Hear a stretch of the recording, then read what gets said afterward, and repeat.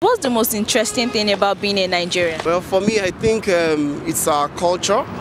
It's the uniqueness of the country.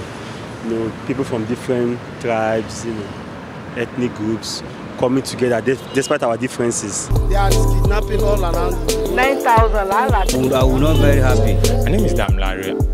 You're watching Legit TV. Yay! It's Independence Day once again, and Nigerians are still having mixed feelings about this year's celebration. Wow, Nigeria at 60. So many great leaders have come and gone, and some Nigerians are still not satisfied about the way the affairs of the country are being handled. They claim this is the major reason why its citizens travel outside the country to seek greener pastures. In celebrating Nigerians' Independence Day, Legit TV hits the streets of Lagos to ask well-meaning Nigerians, what's the most interesting thing about being a Nigerian? Shout out to the man behind the camera, Monday Jara. I'm Dolapo Amodeni. Keep watching Legit TV. Our culture, the beautiful cultural traditions that we have, from the south to the southeast, the southwest, the Yorubas, the Efik. We are diverse, but we have beautiful culture, even moral values and all that. But for me, another thing that I can say is our resilience as a people.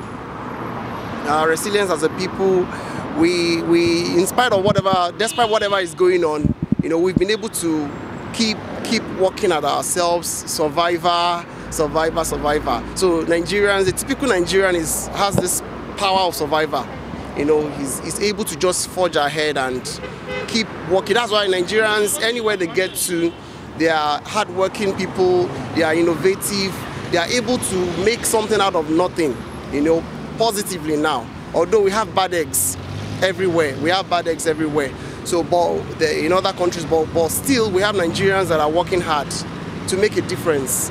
So our resilience and our culture, that's it for me. All right. So if you had the opportunity in changing one or two things about Nigeria, what are those things you would work on? Firstly, for me, I think our system, our value system, the kinds of things that we place value on in this country. Okay, let me just talk about honesty.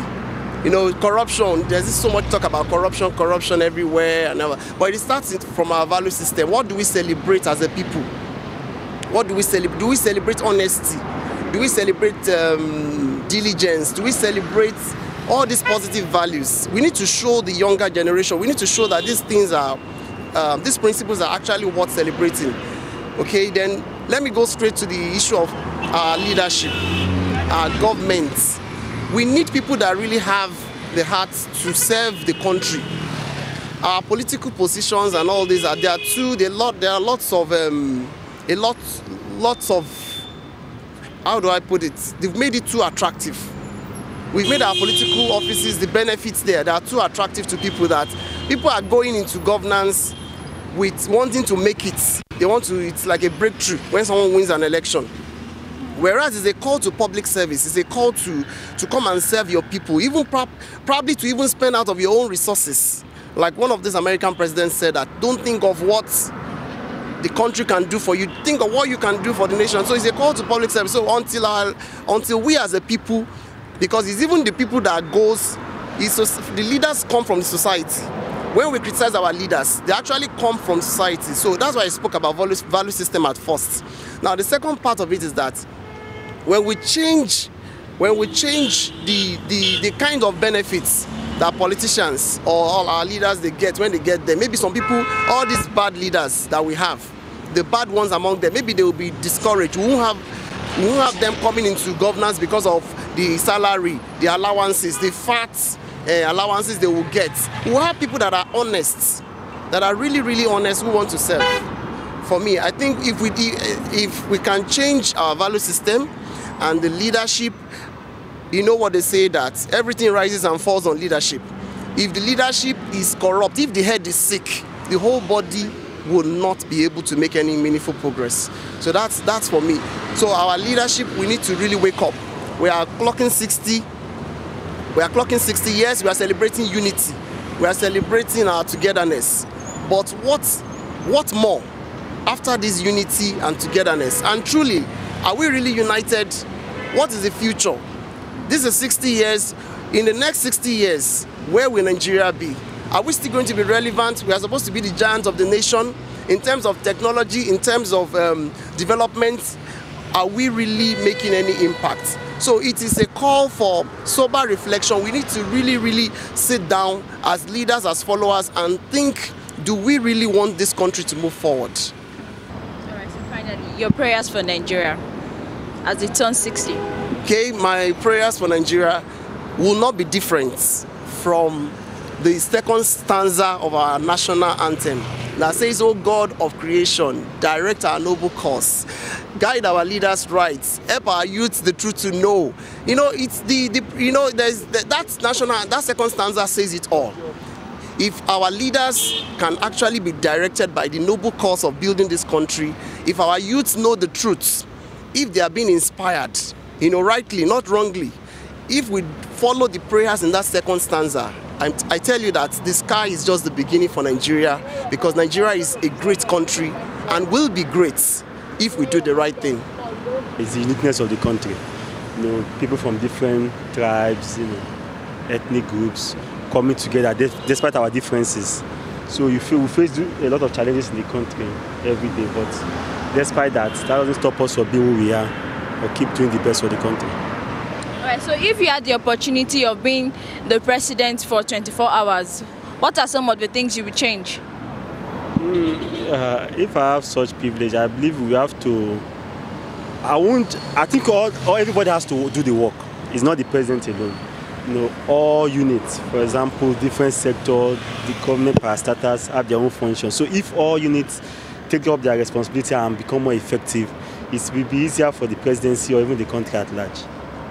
All right, so your prayer for Nigeria? I pray God just bless the country and make us more happy people.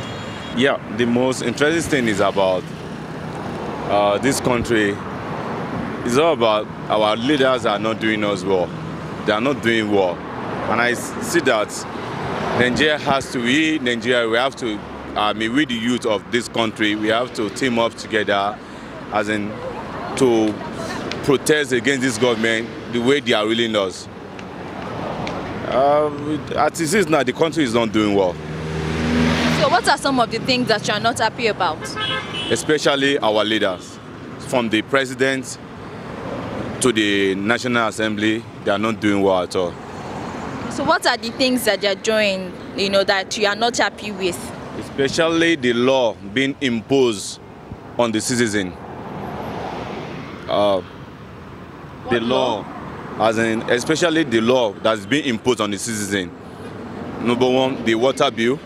Number two, the electricity tariff being hijacked, or even the common daily things we use that every Nigeria benefits from, which is the PM, that's petrol that we use, the fuel that we use.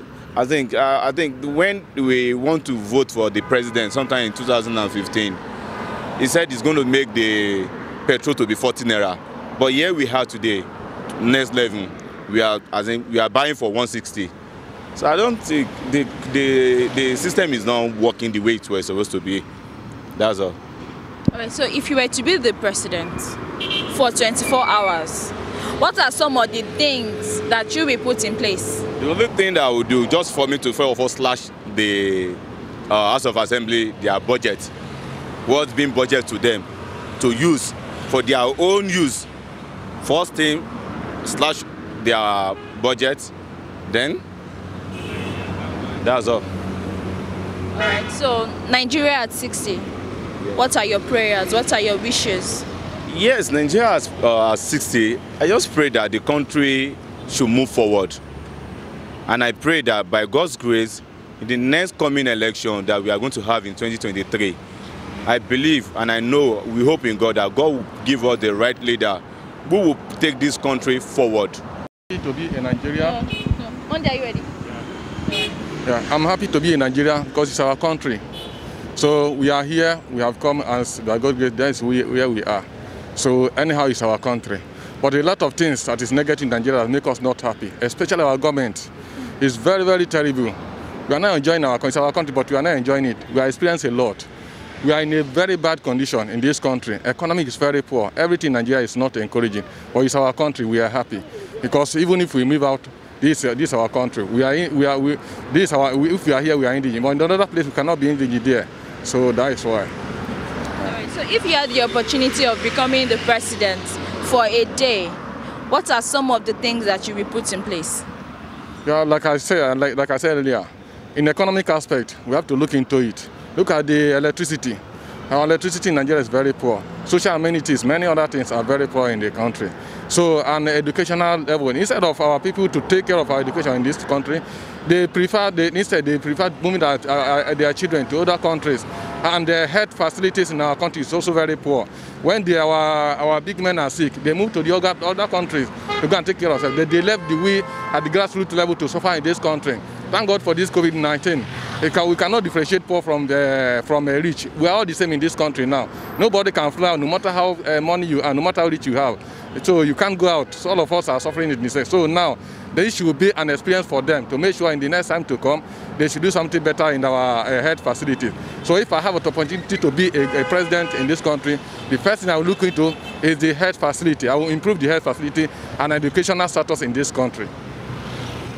So Nigeria at 60, what are your prayers and wishes for Nigeria? Well, all is based on our government. We pray that God should give us a good government in this country in the next future to come.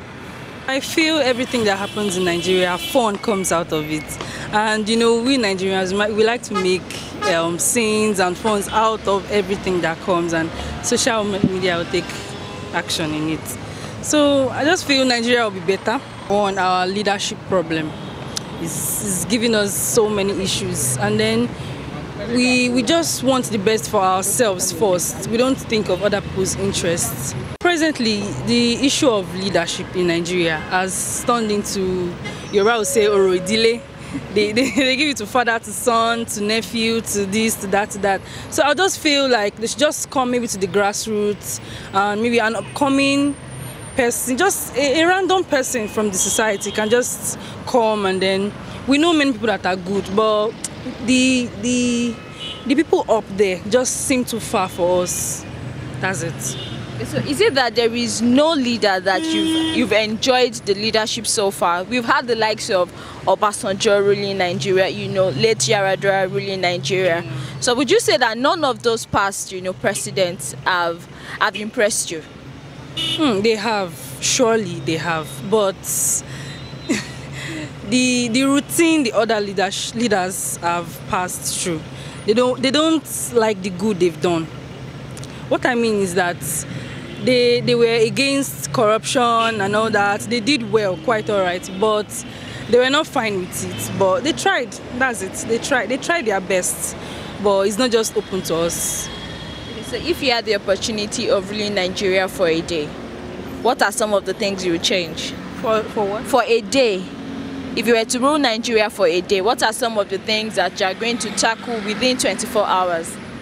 Oh, wow. What are the things I'm going to tackle? Corruption. It is... So how will you tackle corruption? There's nothing you want to do. If you have money or if you know people, you are good to go. So I want it to be like anybody can do this, anybody can do that. So how about employment? Employment. Right now, I would advise all youths, don't depend on employment. Have something to do.